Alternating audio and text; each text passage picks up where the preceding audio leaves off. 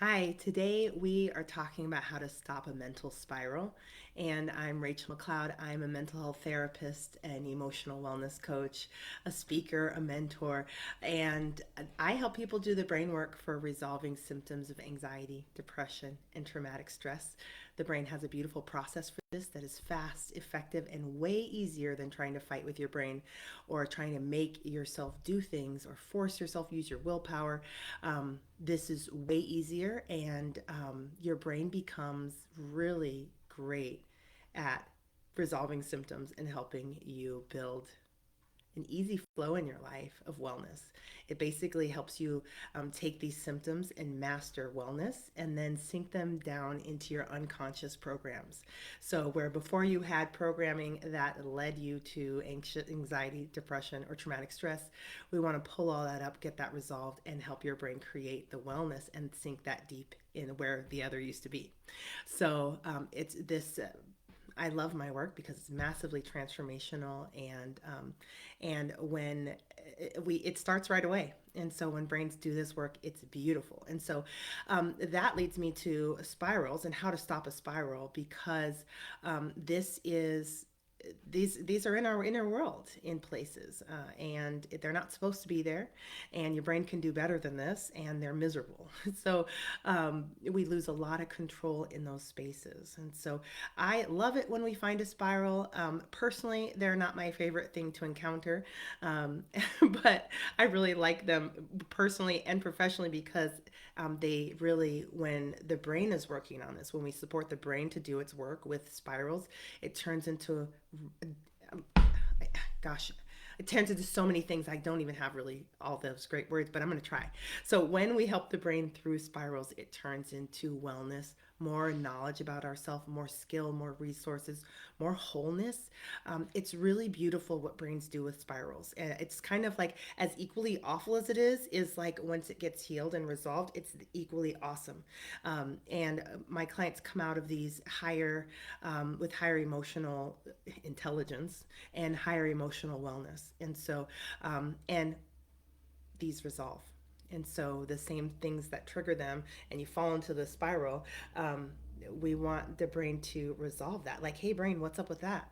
Why is that happening here? And we want to resolve that so that that same thing can happen and you actually just keep moving on with your life, like everybody else gets to do who doesn't have a spiral right there. You might be somebody that's like, well, I can't even do this because then I'm going to spiral out, and they get to do all these things, but I can't because I will spiral. And we really try to protect ourselves from spirals because they can go really, really deep. They can become very self-destructive. They can be destructive to our relationships, to our children, to our businesses. These spirals are, they're kind of an undoing. Like, it's like I have something, I'm gonna just shred it all up in this spiral, because we're really losing control.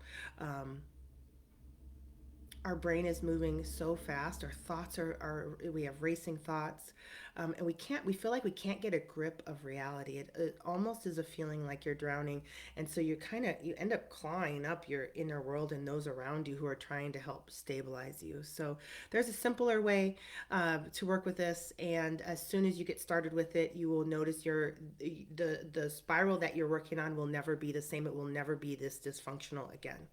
And that is what's really cool about this work, is that it's worth a spiral. If you're going to make sure that that spiral heals, you get to heal and it never happens again this bad. So let's talk about what a spiral is. It's defined by a cycle of negative thought patterns that escalate and can escalate and become overwhelming. And so this often occurs when we have catastrophizing. What if something bad happens to me? Or what if they misinterpreted me? What if they didn't understand? What if I don't know what's going on here? What if I lose control of this person or this situation? What if? What if I make a mistake? And then that one what if would turn into multiple what ifs, and then worst case scenarios, and then go. A lot of times it will go until we hit that point where our survival system is like, this is so bad, I have to shut this whole thing down. And at that point, we will dissociate or engage in some kind of calming compulsion that might be drug use, emotional eating, um, seeking excessive reassurance. That was one I would do uncontrollably. And I have much better grasp on that. I had a recent spiral and I saw, oh, yep, I want to do the whole seeking reassurance thing. Um, and gosh, I want to talk so much about spirals. These are constructs in our inner world, and they happen for very specific reasons. I'm going to talk about that, why, and why you need to be good at this, resolving spirals, because you never know when you're going to find them, especially outside your comfort zone. Okay, sneak peek.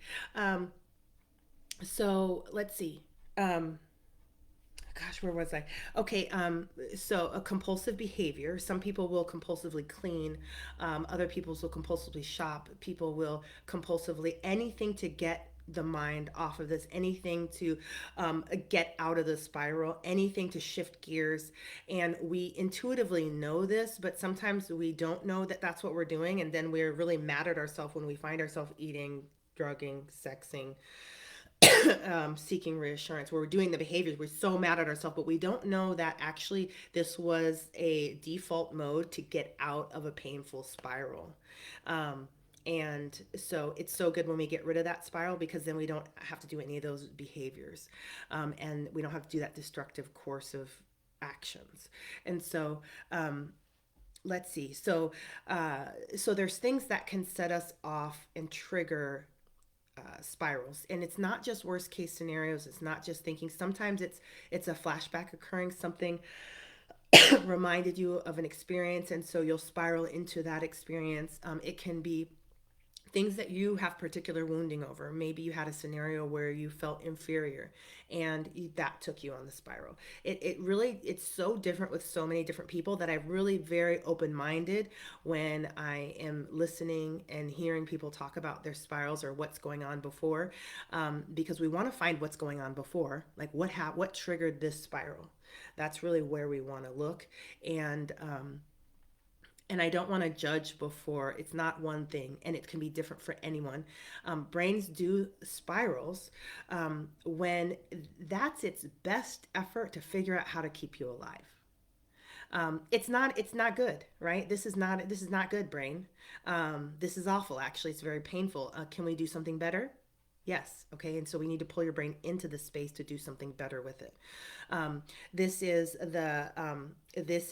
we are actually looking at wiring, how your nervous system is wired, how your brain is wired in this. And we're seeing, oh, okay, mistakes are wired to disaster. Disaster is wired to racing thoughts. Let's figure out, run through the whole Rolodex of thoughts and strategies, see which one would fit here.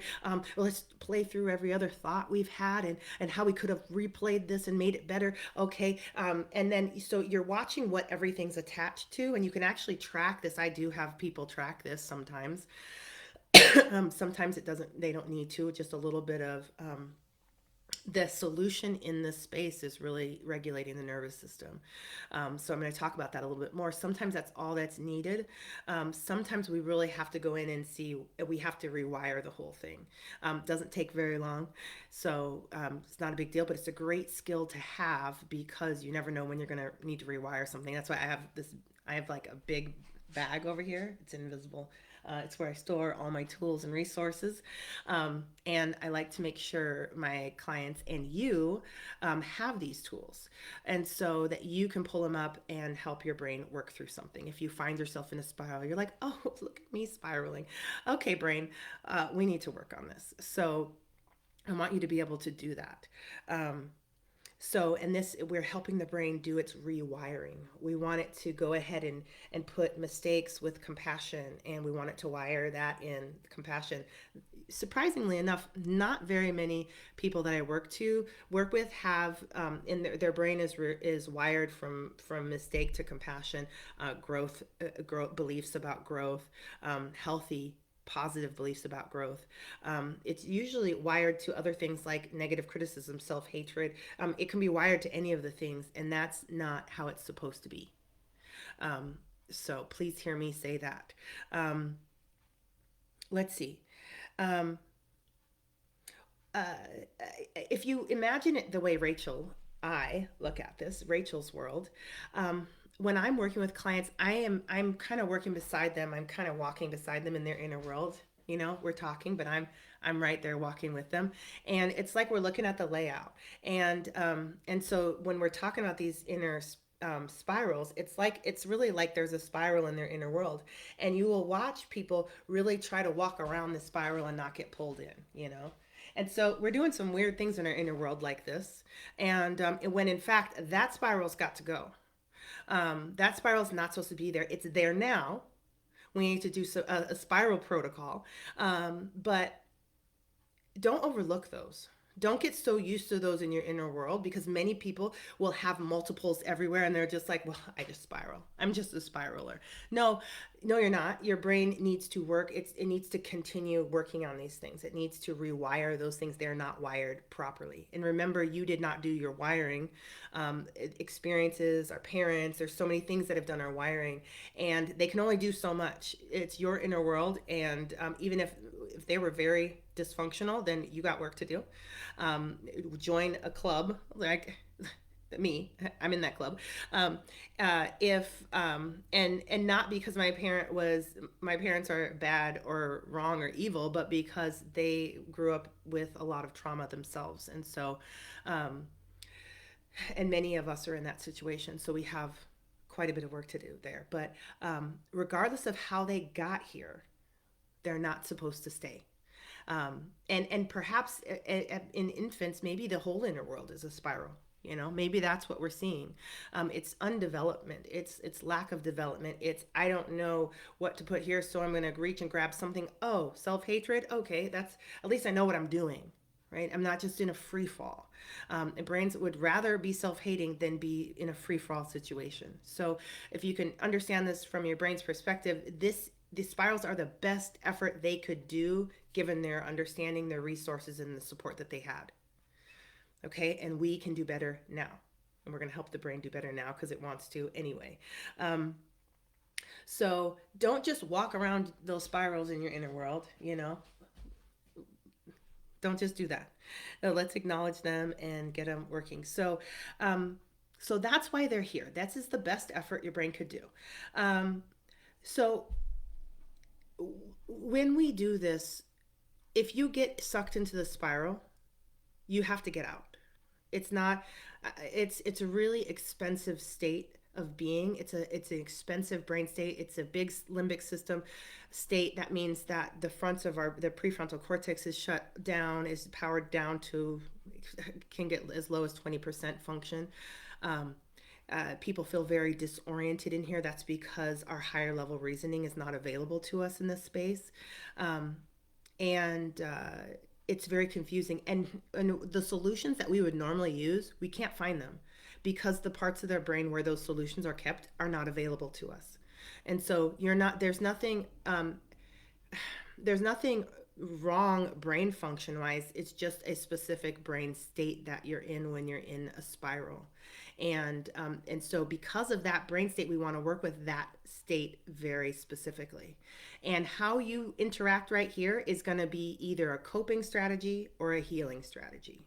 And so I want you to be in a healing strategy, and you can do both. And sometimes in the beginning of spiral work, people will do both. And then as they get better and better at spirals, and their brain is like, oh, you can kick the brain over into a processing healing mode faster and faster and faster, and then it will fight to get it there itself there. Those are a lot easier because you're working with the brain instead of in the beginning when you get something, you're kind of working against brain function a lot. Um, so, um, so we don't just want coping. We want coping and healing, or to skip the coping altogether and go for healing, which is really the end goal. We want to get into a healing state. So, the things like eating, the compulsive behaviors, that is, if we just do those things, we're going to get regulated, but we're not going to get the spiral processed. Okay. Um, this is also where I want to say that I, I teach inner world transformation in a very specific way. I speak to very specific parts. Okay, first we're going to work with the conscious mind. We have a strategy for that. Then we're working with the body and events and subconscious program. We get more and more complex. Spirals are all the things all together. A spiral is a very complex brain state. To get it processed, you got to know how to do all the little things, right? So I want to. I'm trying to get to my point over here. So the strategy I love the most with brain states is a very advanced skill that I do not let my new play people, the people that are just getting skills, do. I want them to stand outside the spiral and look at it and help their brain process, use their intervention while they're looking at it, while not falling into it. I don't like them to fall into it because they don't have the skill set for that, and they're going to get spun out and they're going to land somewhere that they didn't want to land, and they can really tear their life down and not be able to get out. This is one of the reasons why we don't use EMDR with clients in the first couple of sessions. We don't know what spirals are they're going to go on. We don't know how they manage spirals, how we don't know their skill set, if they could handle a spiral. Spirals and flooding is really what we're concerned with, and spirals are very flooding. They flood all this distress into the system.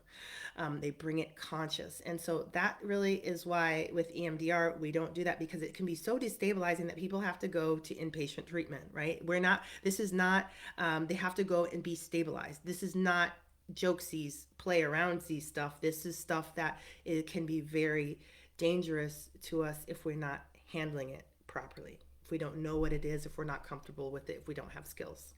And remember, the brain has spirals in it anywhere it hasn't made higher level functions, right?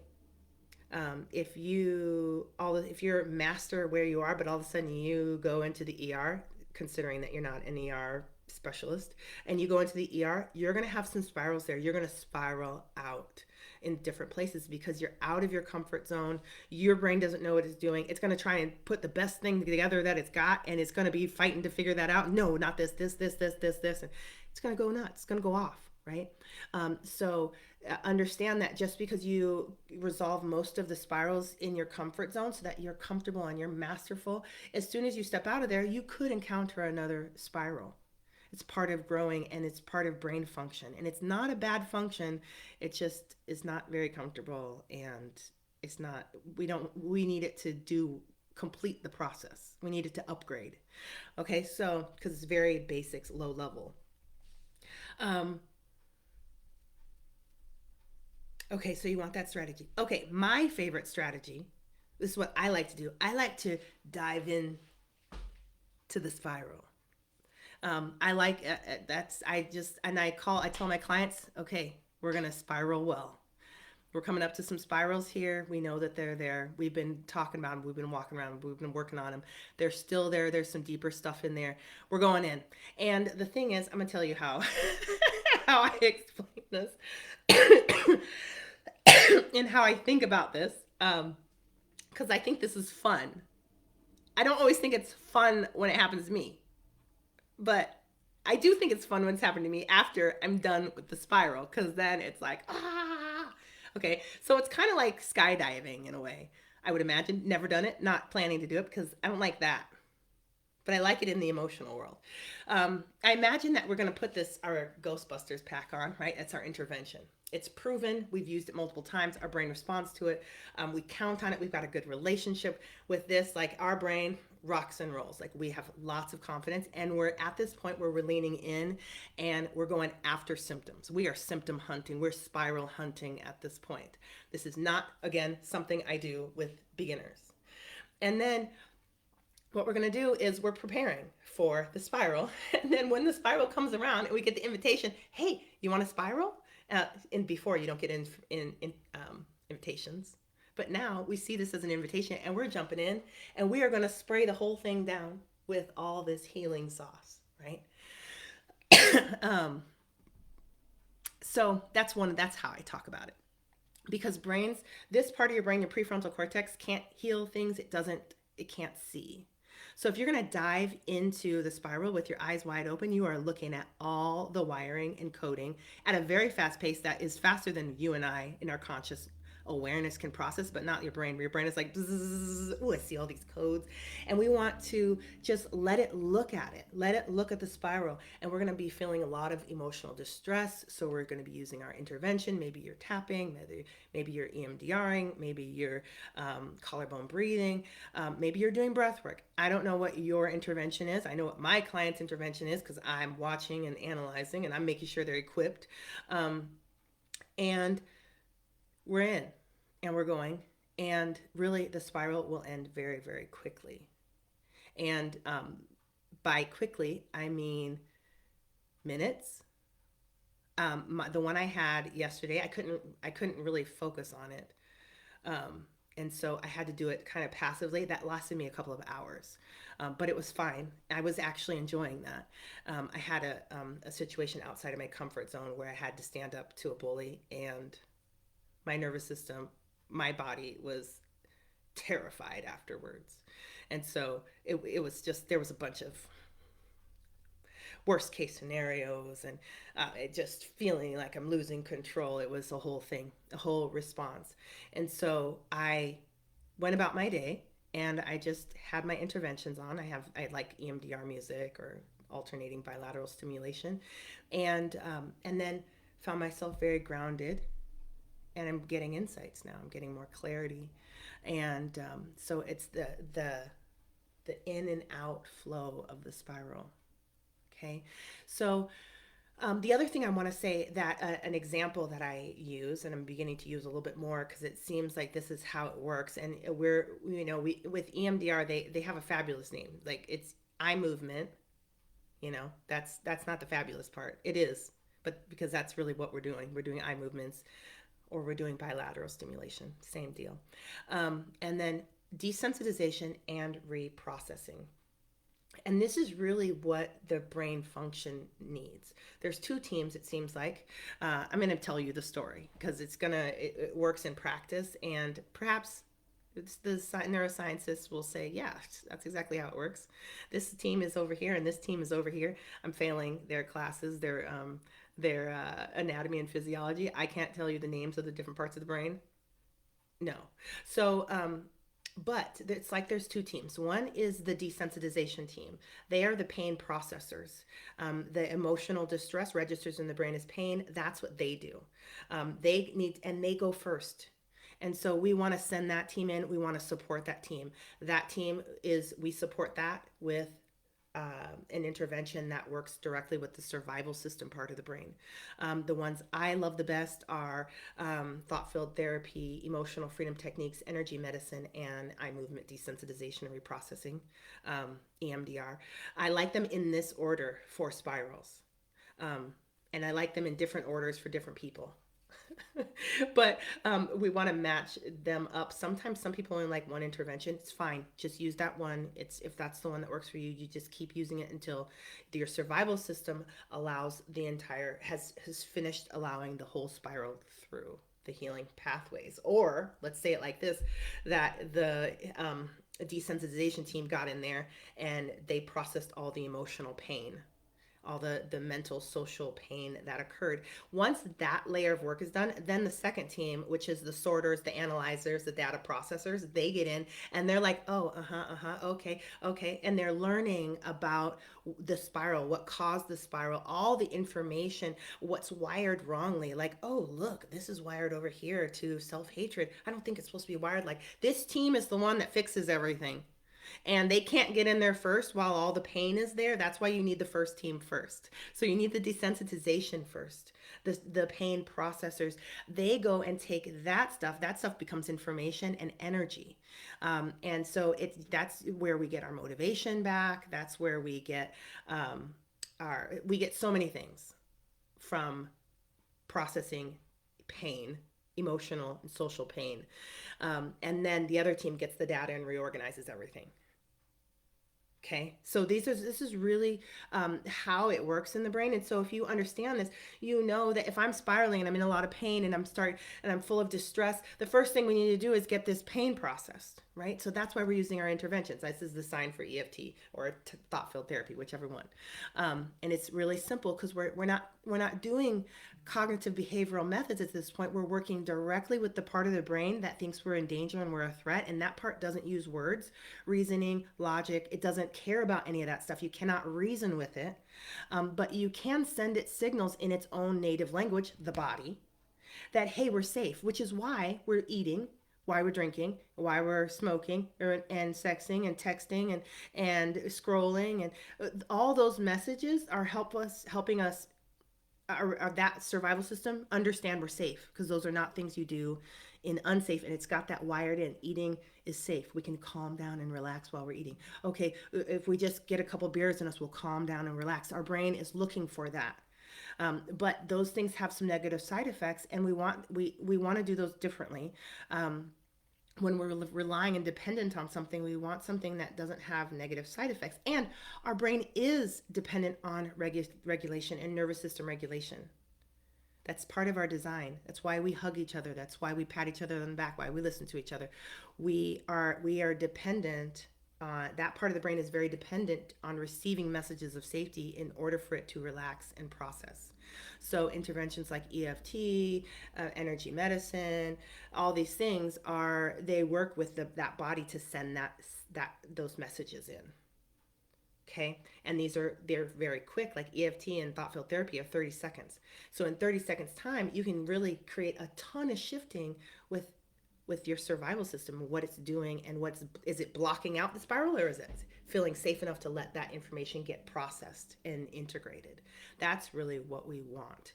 And so we substitute some of these other strategies that we use, and we use the interventions, or we combine the interventions. If people can't stop their compulsion yet, because that's a real place, then we will combine eating with an intervention, or combine smoking and alcohol with an intervention, a regulating intervention. And these strategies, and pretty soon that stuff loosens up and they don't need to use the coping strategy. They can just go straight to the healing strategy. And so we're replacing with higher level strategies and accomplishing more in the same amount of time and faster.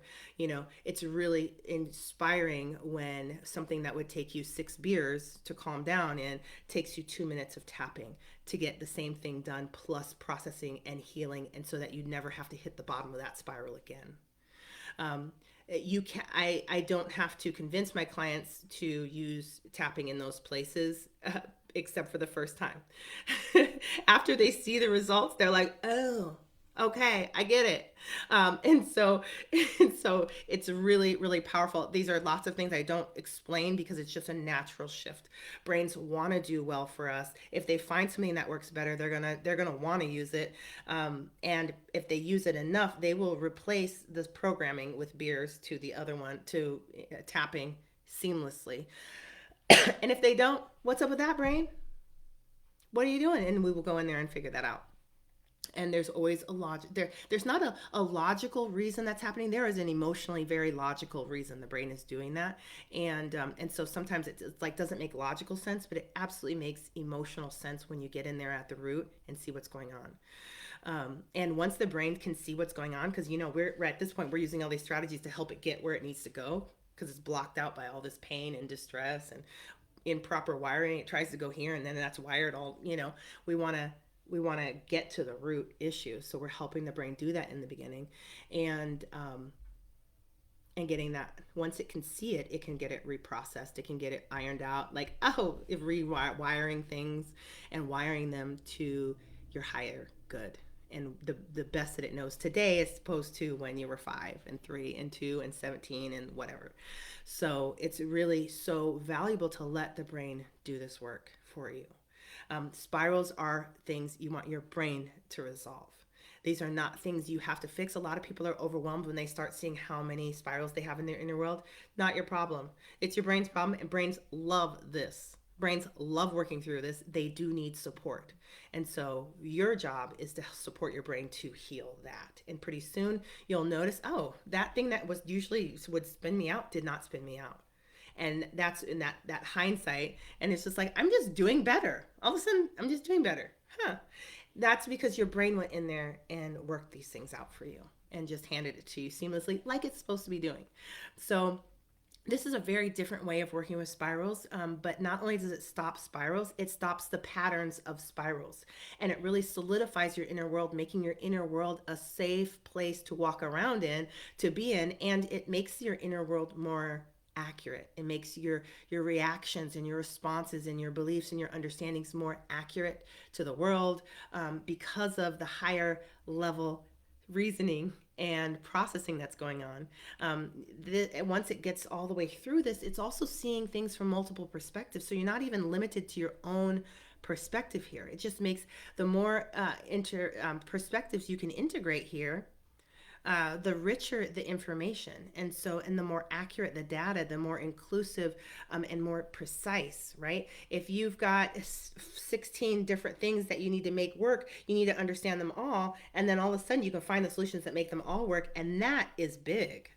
That's when it really pops off, right? That's how we got to outer space. That's how we had to understand so many different, the perspective of gravity, the perspective of heat, the perspective of metal, right? We had to get all these different things together to really make something that worked for all of it to get the job done. Brains are doing that for us every day. We want to support them to do that. That's really how we can transform the way we do life, how we reach our goals, and really how we show up in relationships. And so brain work, you know, lead with it. Let the brain work, support your brain to work. And really, I want to invite you to learn how to work with your brain like this. I have a free training program where I will teach you my favorite 3 interventions for this work. And you can watch the same videos I used to train my clients, and see how they feel. People are telling me, like, after 3 days of work, I'm really feeling more hopeful. I'm feeling, if somebody said that they are feeling like they're getting their regular life back, right? This stuff can really take over your life. And so people are having more clarity. They're feeling more grounded. They're finding their favorite intervention, and it's worth 15 minutes of your time. Each video is about 15 minutes. So 45 minutes to be trained in these things and to try them out, the practical feel of them. So don't take my word for it. Try those if you want to, taking full responsibility for your emotional and mental wellness. And try them out, see what results you get. And if you like that, awesome. See what's up. See what you can do, how you can heal yourself, how you can apply these. If you find one that really, really works, and you want to follow my proven process for resolving disorders, transforming, reaching goals, accomplishing new things, changing your relationship dynamics, I have a process for that. It's called Inner World Transformation. I've made that available on my website as well, because I know not a lot of therapists do this work.